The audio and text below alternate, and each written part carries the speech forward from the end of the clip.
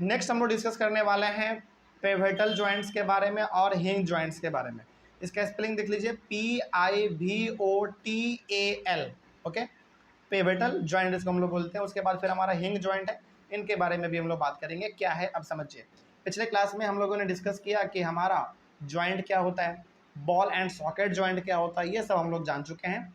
अब हम लोग बात करने वाले हैं पिवटल जॉइंट के बारे में। देखिए क्या लिखा हुआ है, the joint where our knee joins the head, sorry neck joins the head is called a pivotal joint। जहाँ पे आपका गर्दन आपके सर से जुड़ा हुआ है उसी को हम लोग कहते हैं पिवटल जॉइंट। जैसे आपका ये गर्दन हुआ और ये आपका सर हुआ ना, इसको आप क्या कर सकते हैं, आराम से आगे पीछे कर सकते हैं, दाएं बाएं कर सकते हैं। तो इसी जॉइंट को हम लोग क्या बोलते हैं, पिवटल जॉइंट बोलते हैं। मतलब कि ये आज जो आपका गर्दन है बेसिकली, इस गर्दन से आपका क्या कनेक्टेड है, आपका हेड कनेक्टेड है ना यहाँ पे, इसी जॉइंट को हम लोग क्या बोलते हैं, पिवटल जॉइंट बोलते हैं। ठीक ना। तो यदि आपसे कोई पूछे कि बताओ पिवटल जॉइंट कहाँ पे पाया जाएगा, तो आपका हेड और गर्दन के बीच में जो जॉइंट है, जिसकी वजह से आप अपने सर को आगे पीछे दाएं बाएं कर सकते हैं, उसी जॉइंट को हम लोग कहते हैं पिवटल जॉइंट। सिंपल है। आगे, it allows us to bend our head forward and backward and turns the head to our right और लेफ्ट। मतलब कि इस पिवटल जॉइंट पे आप अपने सर को आगे भी कर पाते हैं, पीछे भी कर पाते हैं, लेफ्ट भी कर सकते हैं और आप राइट भी कर सकते हैं। इसीलिए आप अपने सर को चारों डायरेक्शन में इस तरीके से मूव कर पाते हैं। इसी को हम लोग कहते हैं पिवटल जॉइंट। ओके, आगे, in a pivotal joint a cylindrical bone rotates in a ring. इसमें बेसिकली होता क्या है ना, एक लंबा सा हड्डी होता है जो कि एक रिंग में घूमता रहता है। मतलब कि एक तरीके से आप ऐसे समझ लीजिए, एक कटोरा होता है जिसमें आपका ये हड्डी फंसा हुआ रहता है और उस तरीके से घूमता रहता है चारों तरफ। ठीक है ना। ये आपका गर्दन है, गर्दन जैसे आपका क्या हो गया कि लंबा सा सीधा हड्डी हो गया, और आपका जो ये पूरा हेड है यहाँ पे एक तरीके से क्या बना हुआ है, रिंग बना हुआ है, और वहीं पे आपका इस तरीके से आराम से आपका हेड मूव कर पाता है। तो ये हो गया हमारा पिवटल जॉइंट। तो कोई बोले कि बताओ पिवटल जॉइंट क्या है, तो बताइएगा कि हेड और नेक यानी कि गर्दन और सर के बीच का जो हिस्सा है जिसमें हमारा दोनों आपस में कनेक्टेड है, जुड़ा हुआ, उसी को हम लोग कहते हैं पिवटल जॉइंट। और पिवटल जॉइंट की वजह से ही हम लोग अपने सर को आगे पीछे दाएं बाएं आराम से कर पाते हैं। ओके, चले इस तरीके से क्या पिवटल जॉइंट को भी कंप्लीट समझा जाए, कहीं पर कोई दिक्कत नहीं है ना। चले, बहुत अच्छी बात है। अगला हमारा है नेक्स्ट जॉइंट जो है वो हमारा हिंग जॉइंट है। अभी हिंग जॉइंट क्या होता है, चलिए इसके बारे में भी थोड़ा सा हम लोग डिस्कस कर लेते हैं। इसमें लिखा हुआ है, it allows movement in one direction only, either up and down और बैकवर्ड और फॉरवर्ड। देखिए हिंग जॉइंट जहाँ पे होगा ना, वहाँ पे केवल आप अपने हड्डी को या तो आगे पीछे केवल कर पाएंगे, नहीं तो फिर आप अपने उसको अप एंड डाउन कर पाएंगे। मतलब ये हुआ, जहाँ पे हिंग जॉइंट पाया जाएगा वहाँ पे आप दो ही चीज़ का काम कर सकते हैं, या तो अपनी हड्डियों को आप ऊपर नीचे कर पाएंगे या फिर आप उसको आगे पीछे कर पाएंगे। उसमें दाएं बाएं का ऑप्शन नहीं होता है। ठीक है ना, यानी कि लेफ्ट राइट का उसमें कोई ऑप्शन नहीं होता है। अब ऐसा कहाँ पे मिलेगा आपको, ज़रा देखते हैं, इसके बारे में एग्जाम्पल देंगे तो ज़रा समझ में आएगा। लेकिन यहाँ पे फिलहाल ये ध्यान रखना है कि हिंग जॉइंट का मतलब क्या हुआ, ऐसा जॉइंट जहाँ पे आप अपने हड्डियों को या तो केवल ऊपर नीचे कर पाएंगे या फिर आगे पीछे कर पाएंगे। क्या दाएं बाएं यानी कि लेफ्ट राइट कर पाएंगे इसमें आप, नहीं, इसमें लेफ्ट राइट का कोई ऑप्शन नहीं होता है। इसका एग्जांपल देखिए, सबसे अच्छा आपको एग्जांपल देंगे, this type of joint is present at the elbow and the knee. इसका सबसे अच्छा एग्जांपल आपका घुटना। क्या, जैसे आपका घुटना है, इसको आप ऊपर नीचे आगे पीछे कर पा रहे हैं, लेकिन क्या आप इसको लेफ्ट राइट कर पाओगे क्या, मतलब एक जगह पे अपने घुटने को स्थिर रख के क्या इसको आप आगे पीछे ऐसे कर, आगे पीछे नहीं सॉरी लेफ्ट राइट कर पाएंगे क्या, नहीं, केवल क्या कर पा रहे हैं आप इसको आगे पीछे ऊपर नीचे कर पा रहे हैं ना। इसी को हम लोग कहते हैं हिंग जॉइंट। उसी प्रकार से आपका ये एल्बो कोहनी, जैसे क्या ये आपका केवल ऊपर नीचे हो पा रहा है ना, क्या इसको आप ऐसे लेफ्ट राइट कर पाओगे क्या, कभी नहीं, आप कोशिश भी करोगे तो नहीं होने वाला है ना। इसी को हम लोग कहते हैं हिंग जॉइंट। तो यदि कोई पूछे कि बताइए हिंग जॉइंट क्या होता है, तो हिंग जॉइंट का सिंपल सा मतलब है जहाँ पे आप अपने हड्डियों को या तो ऊपर नीचे कर पाओगे या फिर आगे पीछे, लेकिन आप इसमें लेफ्ट राइट नहीं कर पाते हैं। इसी प्रकार के जॉइंट को हम लोग कह देते हैं हिंग जॉइंट। बड़ा सिंपल है ना। चलिए आगे बढ़ते हैं। अगला, उसके बाद हमारा है फिक्स्ड जॉइंट। चलिए अब फिक्स्ड जॉइंट क्या होता है इसके बारे में समझते हैं, और ये थोड़ा सा आप अच्छे से समझिएगा क्योंकि यही हमारा सबसे इम्पोर्टेंट है। ओके, चल देखा जाए क्या लिखा हुआ है फिक्स जॉइंट में। Bones at the fix joint lie against each other. मतलब यहाँ पे फिक्स जॉइंट का मतलब है कि जो जॉइंट फिक्स्ड है, मतलब उसमें किसी प्रकार का आप आगे पीछे मूवमेंट इस प्रकार का आप नहीं कर पाते हैं, वो बिल्कुल क्या होता है, फिक्स्ड होता है। मतलब कि उसमें आप हड्डी को ना ही आगे पीछे कर पाएंगे, ना ही ऊपर नीचे कर पाएंगे, ना ही लेफ्ट राइट कर पाएंगे, कुछ नहीं कर पाएंगे आप। वो हमेशा क्या रहेगा आपका, फिक्स ही रहता है, हमेशा एकदम बिल्कुल जैसा है वैसा ही रहेगा वो। There is no movement of bones in fixed joint. जहाँ पे फिक्स्ड ज्वाइंट होगा वहाँ पे किसी प्रकार का मूवमेंट देखने को नहीं मिलेगा। मूवमेंट का मतलब हो गया, ना ही आप उधर आगे पीछे कर पाएंगे उसको, ना ही आप उसको ऊपर नीचे कर पाएंगे, ना ही उसमें आप लेफ्ट राइट कर पाएंगे। तो फिक्स ज्वाइंट का मतलब क्या हुआ, जहाँ पे किसी प्रकार का हरकत आपको नहीं देखने को मिलता है। ठीक है ना, एग्जाम्पल अभी आपको देंगे ना और समझ में आएगा। उसके बाद देखिए, there is a joint between the upper jaw and the rest of the head which is a fix joint. जैसे आपको ये माउथ का एग्जाम्पल दिया गया है, क्या ये आपका माउथ ये फिक्स जॉइंट का एग्जाम्पल है कि नहीं, ये बताइए। क्या आप अपने माउथ को बहुत ज़्यादा खोल पाते हैं क्या, नहीं। इसका भी क्या एक लिमिट है। मतलब कि आप जब खाना खाते हैं, जैसे आप आ करते हैं, बहुत बड़ा आप अपना मुंह खोलते हैं, तो क्या ऐसा है कि बहुत हाथी जितना बड़ा खोल लेंगे, नहीं, ऐसा क्यों नहीं कर पाते हैं, क्योंकि कहीं ना कहीं हमारा जो जॉ है, नीचे वाला जो जबड़ा है, वो हमारे पीछे वाले हेड वाले हिस्से से क्या है, जुड़ा हुआ है और ये फिक्स है। ऐसा नहीं है कि अपने मन से जितना बड़ा चाहे उतना बड़ा मुंह खोल लिए, ऐसा कभी नहीं हो सकता। तो फिक्स ज्वाइंट का मतलब होता है कि वो आपका फिक्स रहेगा, ना ही वो कभी घट सकता है, ना ही कभी वो बढ़ सकता है। जितना आपका मुंह खुल सकता है वो उतना ही खुलेगा। क्या उससे ज़्यादा खुल पाएगा क्या, नहीं। यदि उससे ज़्यादा खुल गया तो समझ जाइए आपका हड्डी टूट चुका है ना। चलिए, वो इसी को हम लोग कहते हैं फिक्स्ड ज्वाइंट। अब यहाँ पे एक एक प्रकार के डेफिनेशन के बारे में भी हम लोग बात करते चलेंगे। स्केलेटन क्या होता है देखते हैं इसके बारे में, यानी कि डेफिनेशन हम लोग देखने वाले हैं किसका, स्केलेटन का। अब ये क्या होता है जरा समझिए ध्यान से। A framework of bones is called skeleton. जैसे हमारे बॉडी के अंदर जितने भी हड्डियां हैं, इनका जो फ्रेमवर्क है, अच्छा कभी आपने देखा होगा लैब ये सब में रखा रहता है, पूरा ह्यूमन बॉडी का हड्डी रखा रहता है, वो जो आप देखते हो ना, उसी को हम लोग क्या बोलते हैं, स्केलेटन बोलते हैं। समझ आ रही है बात।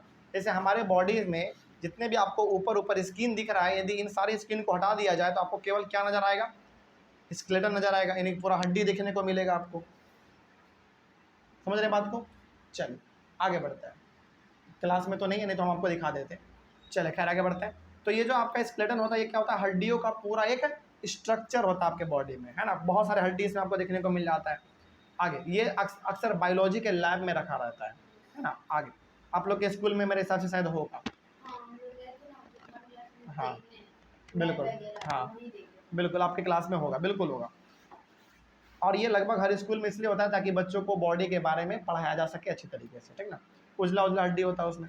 आगे, we can see the shape and number of bones of our body through X-ray images. अच्छा, कई बार क्या होता है ना, आपने ये भी देखा भी होगा या फिर आपने सुना भी होगा कि किसी इंसान का एक्सरे होता है, जैसे उसका हड्डी ऐसा कहीं पर टूट जाता है तो उसका एक्सरे किया जाता है, यानी कि ब्लैक एंड वाइट जो होता है फोटो आप देखते होंगे, उसमें उसकी उस बॉडी के अंदर में कहाँ पर टूटा हुआ हड्डी है, उससे हम लोग उसको आराम से पहचान लेते हैं एक्सरे के थ्रू।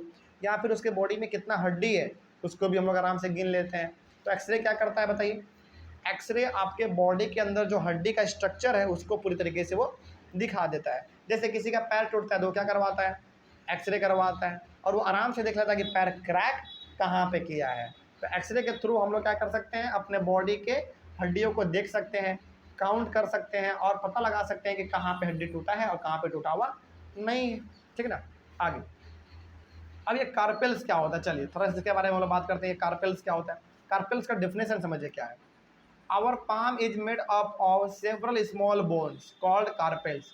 जैसे आपका ये जो हाथ है ना, आप ध्यान से देखेंगे ना, ये आपका हाथ जो उंगली ये सब है, बहुत सारे छोटे छोटे हड्डियों से मिलकर बना हुआ है।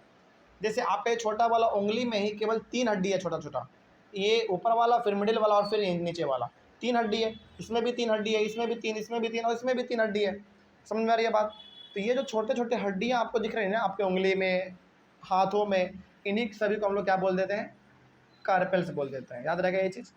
तो कोई बोले कि बताओ कार्पेल्स क्या होता है, तो सिंपली आपके जो हथेलियों में जो छोटे छोटे हड्डियाँ देखते हैं आपको उंगली ये सब में, इन्हीं को हम लोग कहते हैं कार्पेल्स। यानी कि आपका जो हाथ है जिससे हम लोग खाना खाते हैं, साइकिल चलाते हैं, बैट बॉल खेलते हैं, क्या इसमें हड्डी एक ही दो है केवल क्या, नहीं, बहुत सारे छोटे छोटे हड्डी हैं, तो बहुत सारे छोटे छोटे हड्डी को हम लोग क्या बोल देते हैं, कार्पेल्स बोल देते हैं। ओके, चलो आगे बढ़ते हैं। उसके बाद है रीब केज। अब ये रीब केज क्या होता है, चलिए जरा समझा जाए इसके बारे में भी। The rib joints the chest bone and the back bone together to form a box, this is called the rib cage. जैसे आपका ना ये जो छाती है, कभी आप अपने छाती को टच करना तो आपको पता चलेगा कि एक तरीके का पिंजड़ा है ना। यानी कि ये छाती आपका लेफ्ट तरफ और राइट तरफ दोनों तरफ आप देखेंगे ना तो आपको केवल हड्डी ही नजर आएगा, एक हड्डी, दो हड्डी, इस तरीके से आप गिन पाएंगे इसको। ये आगे भी होता है इसी प्रकार का और पीछे भी इसी प्रकार का है। तो ये जो ना हड्डियों का पूरा एक स्ट्रक्चर बना हुआ है जिसके थ्रू हमारे क्या नजर आता है, लगता है कि पिंजड़ा है। और इसी पिंजड़े के अंदर आपका रहता है लंग्स, हार्ट्स, अपेंडिक्स, ये सब आपका इसी के अंदर, सॉरी अपेंडिक्स नहीं, हार्ट हो गया, लंग्स हो गया, ये सब आपका इसी पिंजड़े के अंदर रहता है। इसी को हम लोग क्या बोलते हैं, रीब केज बोलते हैं। ओके, कोई दिक्कत नहीं इसमें। तो पूछे कि बताओ रीब केज क्या होता है, तो सिंपली बताइए कि ये जो आपका चेस्ट है ना, पूरा पूरा ये हड्डियों से मिलकर बना हुआ है, और यही जो हड्डी है एक बंद जैसा पिंजरा जैसा बना देता है, इसी को हम लोग कहते हैं रिब केज। अच्छा एक बात बताइए, ये रिब केज हमारे बॉडी में करता क्या है, ये जो रिब केज है जो पिंजरा जैसा है ये हमारे बॉडी को क्या करता है, हमारे अंदर के बॉडी पार्ट्स को हाँ सुरक्षित रखने में हेल्प करता है। बिल्कुल। यदि ये ना हो ना, रिब केज यदि ना हो और कोई यदि गलती से हमको अपने हार्ट पे एक मुक्का मार दे तो तुरंत हमारा जान चला जाएगा, है ना। लेकिन यदि कोई हमको मारता है तो हम लोग आराम से, थोड़ा सा दर्द तो होता है लेकिन मरते नहीं हैं। क्यों, क्योंकि हमको प्रोटेक्ट किसने किया, रिबकेज ने हमको प्रोटेक्ट कर लिया। तो रिबकेज बहुत अच्छा काम करता है आपके लंग्स को बचाने में, आपके हार्ट को बचाने में, क्योंकि ये सब हमारे बॉडी के लिए बहुत ज़्यादा ज़रूरी है। जैसे आपके लंग्स को यदि नुकसान पहुंच जाएगा तो आप क्या सांस ले पाएंगे, नहीं ले पाएंगे, और सांस नहीं लेने का मतलब है कि आपका डेथ हो जाएगा, सिंपल सी बात है। तो ये हमारे रिबकेज करता क्या है, बेसिकली पूरे के पूरे हमारे इंटरनल ऑर्गन को, बॉडी के अंदर जितने भी इंपॉर्टेंट बॉडी पार्ट है उसको प्रोटेक्ट करने का काम करता है। ठीक है ना। आगे, there are 12 ribs on each side of chest. जैसे छाती के दोनों तरफ, लेफ्ट तरफ भी और राइट तरफ भी, आप यदि हड्डियों को गिनेंगे ना तो टोटल आपको कितना दिखेगा, 12 हड्डी दिखेगा। हालांकि यदि आप अभी गौर करेंगे तो आपको उतना पता नहीं चल पाएगा, क्योंकि अभी आप लोग का हड्डी क्या है, बहुत ही छोटा छोटा है। लेकिन ये टोटल हड्डी होते हैं कितने, दोनों तरफ 12 होते हैं। लेफ्ट साइड भी 12 हड्डी होगा और राइट साइड भी 12 हड्डी ही होगा, इस तरीके से। ठीक है ना। आगे, some important internal parts of our body lie protected inside this cage. यानी कि हमारे बॉडी के अंदर जो कुछ इंपॉर्टेंट बॉडी पार्ट है वो हमारे रिब केज के अंदर ही होता है, जो कि हमारे बॉडी पार्ट को बचाने का काम करता है। ठीक है ना। आगे, उसके बाद है हमारा बैकबोन।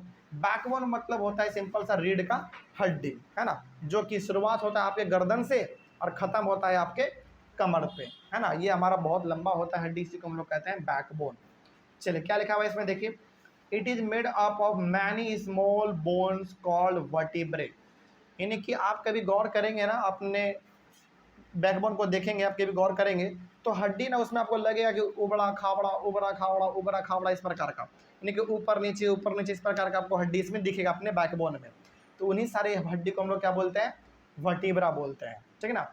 मतलब एक तरीके से आप इसको सिंपल ऐसे समझ लीजिए कि आपका जो बैकबोन है, रीढ़ का जो हड्डी है, वो बहुत सारे छोटे छोटे हड्डियों से मिल के बना हुआ है। जो छोटे छोटे हड्डियों से मिल के बना हुआ उसी को हम लोग कहते हैं वर्टिब्रा। और एक साथ पूरे को हमने क्या कह दिया, बैकबोन। सिंपल है।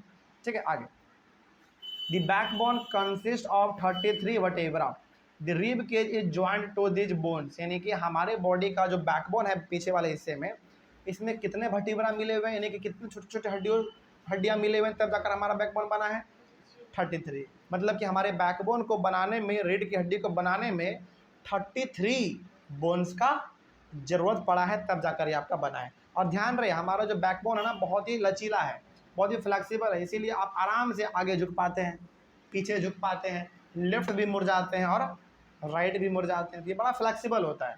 हाँ, इतना भी फ्लेक्सिबल नहीं है कि इसको पूरी तरीके से मोड़ दिया जाए, यदि मोड़ दिया जाएगा तब तो फिर आपका हड्डी टूट जाएगा, है ना। तो लेकिन हाँ, ठीक ठाक हमारा ये फ्लेक्सिबल होता है।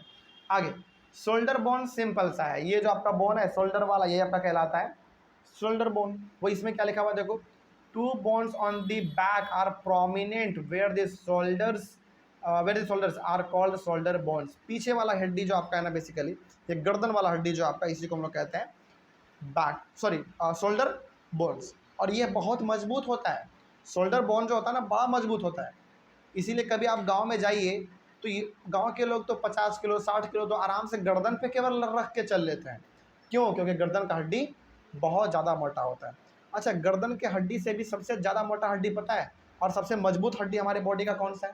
बिल्कुल थाई वाला, जांघ वाला, क्योंकि ये हमारे बॉडी का थोड़ा मोटा वाला भी पार्ट है और ये सबसे मजबूत पार्ट है हमारे बॉडी का, सबसे मजबूत है और ये बहुत लंबा भी पाया जाता है, लगभग 1 हाथ का होता है। एग्जैक्ट तो नहीं होता लेकिन ये लगभग 1 हाथ का होता है।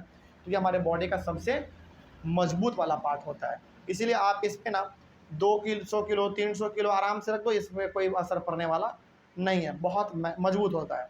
हाँ, अब ये मत करिए कि घर जाके 200-300 किलो रख रहे, नहीं, वो एडल्ट लोग करेंगे तो चलेगा, अभी हम लोग छोटे हैं, है ना, तो आप लोग का हो सकता है हड्डी टूट जाए, ऐसा करना नहीं है। बस ये समझ लीजिए कि हमारे बॉडी का सबसे मजबूत वाला हिस्सा हमारा थाई होता है, यानी कि जांघ का हड्डी होता है। आगे तो शोल्डर बोन समझ में आ गया क्या होता है? शोल्डर बोन मतलब ये कंधा वाला हड्डी, बस सिंपल। आगे उसके बाद पेल्विक बोन क्या होता है? चलिए पेल्विक बोन के बारे में भी थोड़ा सा हम लोग बात कर ही लेते हैं। They enclose the portion of our body below the stomach, this is the part we sit on, यानी कि हमारा जो कमर है ना, हमारा जो बेसिकली पेट है, इसके नीचे वाले पार्ट को हम लोग बोलते हैं पेल्विक बोन। मतलब कि जिस पे हम, जैसे हमारा हिप इसमें जो हड्डी है ना उसी को हम लोग बोलते हैं पेल्विक बोन, और इसी के ऊपर हम लोग हमेशा बैठते हैं। समझ रहे बात को? तो हमारा जो पेल्विक बोन है वो हमारा पेल्विक बोन का क्या मतलब, कोई बोलेगा तो पेल्विक बोन क्या है, तो आप बोलिएगा जो हमारा स्टमक है, जो हमारा पेट है, उसके नीचे का जो हड्डी है जिस पे हम लोग आराम से बैठ पाते हैं उसी को हम लोग कहते हैं पेल्विक बोन। या फिर आप इसको ऐसे नहीं कहना चाहते तो आप सिंपल से बोल लो कि हिप में जितने भी हड्डियां प्रेजेंट है उन्हीं को हम लोग बोलते हैं पेल्विक बोन। सिंपल सी बात है, ठीक ना। आगे ये हो गया हमारा पेल्विक बोन। अब है स्कल। स्कल का मतलब मेरे हिसाब से आपको पता होगा क्या होता है, पूरा ये खोपड़ी है ना, इसी को हम लोग बोलते हैं स्कल। इसमें क्या लिखा हुआ देखिए, the skull is made up of many bones joined together, it encloses and protects a very important part of the body, the brain। जैसे हम लोगों को क्या लगता है कि हमारा खोपड़ी जो है ना एक ही हड्डी से मिलके बना हुआ है जो कि कटोरे जैसा है, इस तरीके का है। क्या ये सही बात है? हाँ, बिल्कुल आपको लगेगा कि सर ये तो छू रहे हैं अपने सर को तो पूरा तो एक ही हड्डी नज़र आ रहा है, कहाँ पे कुछ जॉइंट वॉइंट दिख रहा है, लेकिन ये हकीकत नहीं है। बहुत सारे छोटे छोटे हड्डियों का पार्ट हमारा इसमें बहुत ही जोर से टाइटली पैक है, सब आपस में जुड़ा हुआ है, जिसके वजह से हम लोगों को पता ही नहीं चल रहा है। मतलब ये बहुत जोर से जुड़ा हुआ है, बहुत ही ज़्यादा कनेक्टेड है ये सब। तो क्या हमारा जो खोपड़ी है क्या वो एक हड्डी से मिलकर बना हुआ है? नहीं, बहुत सारे छोटे छोटे हड्डियों से मिल के बना हुआ है। लेकिन क्या क्या पता चलता है? नहीं, पता नहीं चलता, लेकिन बहुत सारे हड्डियों से मिल के बना हुआ है और ये भी बहुत मजबूत होता है, क्योंकि हमारे बॉडी का सबसे इंपॉर्टेंट पार्ट को ये प्रोटेक्ट करने का काम करता है, सुरक्षित रखने का काम करता है। वो कौन बताओ? ब्रेन। बिल्कुल। देखिए, आपका हाथ कट जाए आप जिंदा रह जाओगे, आपका पैर कट जाए जिंदा आप रह जाओगे, लोग रहते भी हैं, आपने देखा होगा कई सारे लोगों का पैर कट जाता है, हाथ कट जाता है, कई लोगों का कान कट जाता है, कई लोगों का नाक कट जाता है, फिर भी आदमी क्या रहता है? जिंदा रहता है। लेकिन यदि आपके ब्रेन को कुछ हो गया तो फिर आपका जिंदा रहना बड़ा मुश्किल है, क्योंकि हमारे बॉडी का पूरा कंट्रोल कहाँ से होता है? ब्रेन से ही होता है। यदि ब्रेन को ही कुछ हो जाएगा तो बताइए हमारा तो जान ही चला जाएगा। इसीलिए जो ये आपका खोपड़ी है ना ये भी बहुत ही ज़्यादा मजबूत होता है। आप यकीन नहीं मानेंगे, ये इतना मजबूत होता है कि गांव के लोग ना 50 किलो 60 किलो का वजन जो अपने खोपड़ी पे आराम से रख के चल लेते हैं। क्यों रख के चल पा रहे हैं? क्योंकि बहुत ज़्यादा मजबूत है, बहुत ज़्यादा मजबूत है ये। या फिर किसी चीज़ से आप इसके ऊपर मारो, भले खून निकल जाए लेकिन यहाँ का हड्डी जल्दी टूटता नहीं है, बहुत मजबूत होता है ये। और इसीलिए आपका ब्रेन पूरी तरीके से क्या है? सुरक्षित है। बिल्कुल बिल्कुल। जैसे कोई, यदि आपने मूवी में देखा होगा या फिर हकीकत में भी आपने देखा होगा, कोई आदमी यदि मारता है किसी के सर के ऊपर तो उसका खोपड़ी नहीं टूटता है, लेकिन ब्लीडिंग होता है। ब्लीडिंग इसलिए होता है क्योंकि खोपड़ी के ऊपर क्या है? मसल है, और मसल के अंदर क्या है भाई? ब्लड है, तो ब्लड तो निकालना ही है ना। चलिए खैर आगे बढ़ते हैं। तो ये हो गया हमारे स्कल के बारे में। उसके बाद है कार्टिलेज। अब ये कार्टिलेज क्या है? देखो, some parts of the skeleton that are not as hard as the bones and which can be bent, these are called cartilage. Example आपका year.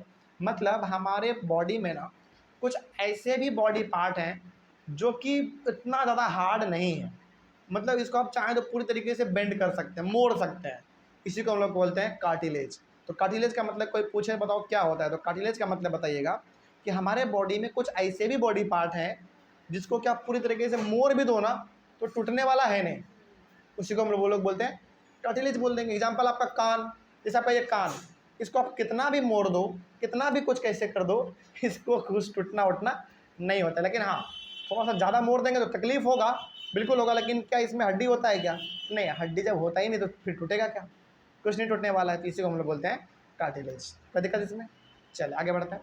Cartilage is also found in the joints of the body. हमारे body के कुछ कुछ और जगहों पर भी cartilage present होता है, लेकिन कार्टिलेज का सबसे अच्छा एग्जाम्पल आपका कौन हुआ? कान। बहुत अच्छा एग्जाम्पल है, क्योंकि एक इतना भी मोड़ दो, कैसे भी कुछ करो तो इसको कोई फर्क नहीं पड़ता, क्योंकि इसमें हड्डी होता ही नहीं है, ठीक है ना, ये बहुत ही सॉफ्ट होता है। चलिए ये यहाँ तक हम लोगों ने कंप्लीट किया। नेक्स्ट हम लोग डिस्कस करेंगे अपने अगले वाले क्लास में, वो होगा हमारा muscles work in pairs. Okay, यहाँ तक मेरे कोई डाउट नहीं है? चलो कोई डाउट नहीं है तो हम लोग मिलेंगे अपने अगले क्लास में। Thank you very much.